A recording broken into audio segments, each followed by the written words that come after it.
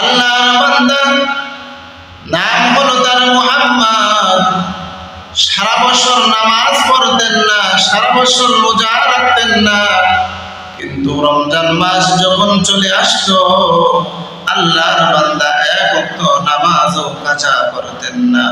আল্লাহর বান্দা এক ওয়াক্ত নামাজ ছাড়তেন না, একটা রোজা আল্লাহর বান্দা ছাড়তেন না।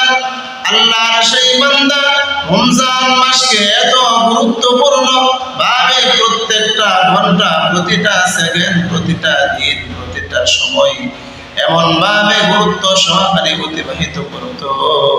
আল্লাহর বান্দার প্রতি আল্লাহ বড় খুশি হইয়া গেছে। আল্লাহর বান্দার প্রতি আল্লাহ বড় খুশি হইয়া গেছে। আল্লাহর সেই বান্দার ইন্তেকাল হয়ে গেল।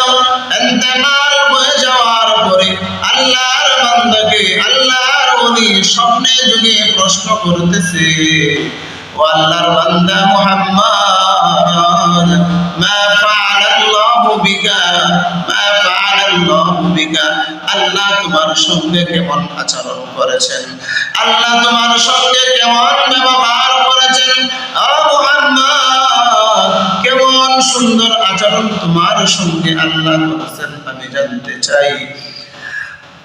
আল্লাহর ওলিকে আল্লাহর বান্দা মুহাম্মদ বলতেছেন, ও আল্লাহর ওলি, আমার সঙ্গে আল্লাহ এত সুন্দর আচরণ করেছেন, আমি রমজান মাসকে প্রাধান্য দেওয়ার কারণে, রমজান মাসকে গুরুত্ব দেওয়ার কারণে আল্লাহ আমার পিছনের জিন্দেগির গুনাহগুলো মাফ করিয়া আল্লাহ আমাকে জান্নাতের সুব্যবস্থা করে দিয়েছেন। সুবহানাল্লাহ।